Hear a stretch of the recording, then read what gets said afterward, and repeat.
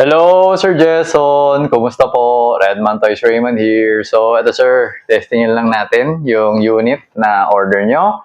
The WE Glock 34 Gen 4 Airsoft Gas Blowback Pistol. Okay. So, ayan sir.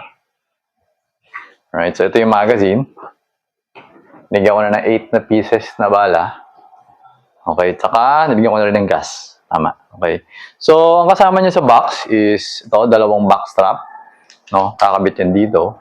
Kung malaki yung palad mo, okay, kung malaki. So, check mo muna yung original. Kung malaking, sa tingin mo, alam mo yung, pag malaki talaga yung kamay mo, gamitin mo. Pero kung sakto naman, wag na. Right? Tapos ito yung pin na gagamitin kasi lalapad. So, kailangan gamitin mo itong mas mahaba kaysa doon sa nakakabit. Okay? So, yun. Right. So, ngayon, testingin natin yung power, FPS, using the chronograph. Tapos, yung blowback na rin kasi mafe-feel natin yung blowback kung mahina ba. Pero usually kasi pagka, yung pag malakas yung FPS niya or tama yung FPS niya, malakas na rin yung blowback niya or sakto na rin yung blowback niya. After nun, doon naman tayo sa accuracy test. Okay? So, ayan. So, yan, turning on, chrono. Okay, yan, 0, 0. Tapos, yan. So, always remember to keep your trigger finger out unless or until the time you are going to shoot or going to pull the trigger. Okay? So, pag kumahawak ng baril, prating nasa labas yan. Gusto mo, ganyan ko humawak or ganyan ka humawak, ganyan. So, huwag mo papasok doon sa loob. Okay? So, the best is ganyan ang paghawak. Okay? So, also remember to keep the muzzle, ito yung muzzle, no? Pointed at a safe direction. Make sure na walang tao, walang LCD, walang glass, walang mirror or something. No animals and stuff. Okay?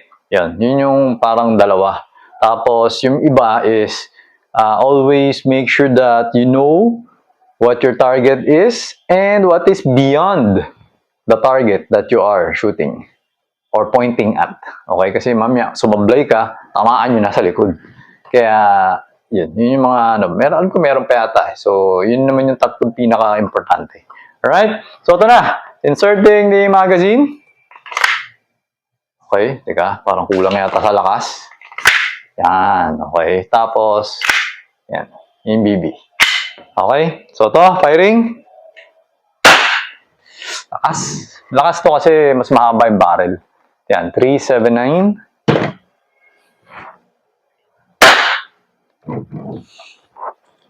369. Medyo nabibiging ako. Ay, 0. Minsan nag-0. Hindi ko alam kung may bumabalik o yung pressure o naglolo ko na to, chrono. Okay, so ang ginagawa natin dyan is medyo lumalayo tayo. Yan, okay na. 358. Para talaga siguradong BB lang yun nasa sense niya. Walang gas. Kasi minsan pag malakas yung gas, may lumalabas na parang liquid eh. So, nadedetect ng sensor. Kaya, siyempre, ang daming nag-zero siya. Parang ganun. Okay? So, minsan naman, yung karton may bumabalik. Sobrang lakas. So, nag-error din siya. So, anyway. So, ganun. So, okay siya. Okay. So, yun yung FPS. So, ngayon naman, sa accuracy test naman tayo. Okay, syempre, walang sense, bumibili ka ng baril, tapos di accurate or hindi makatama, di ba? Para ka namang tayong engot.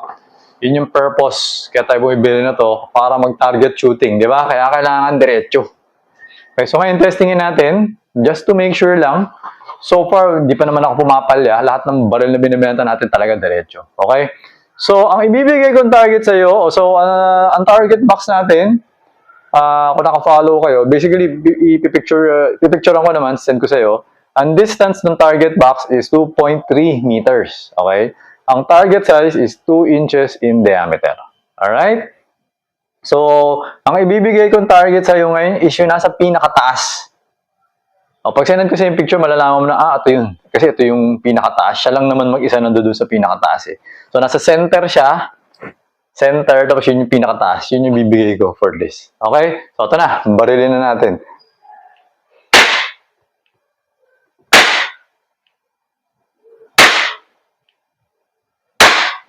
Alright? So, ang aiming natin is itong dot saka tong tatlong dot, pinantay ko siya. Tapos, tinapat ko siya dun sa pinakagitna ng bilog. So, lahat naman halos nandun sa may gitna.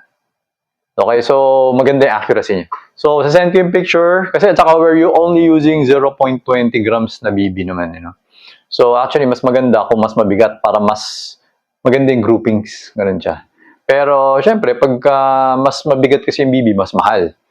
So, pag ganitong distance, pwede na. So, pag competition, huwag ka gagamit na 0.2.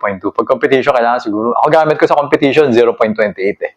Para talaga mas diretso siya. At saka para pag tumatama siya sa mga plates, mas malakas yung joule, mas malakas yung force. Kasi nga, mas masakit kapag mas mabigat yung BB. Ganun siya. Alright? Mas malakas. Parang kumbaga si Mike Tyson saka si Manny Pacquiao. Pag sinuntukan ni Mike Tyson, mas mabagal, di ba? Mas mabagal si Mike Tyson, pero pag sinuntukan niya, tulog ka. Actually, tulog ka rin naman pag sinuntukan ni Manny, di ba? Pero basically, mas malakas. Yun lang naman yun.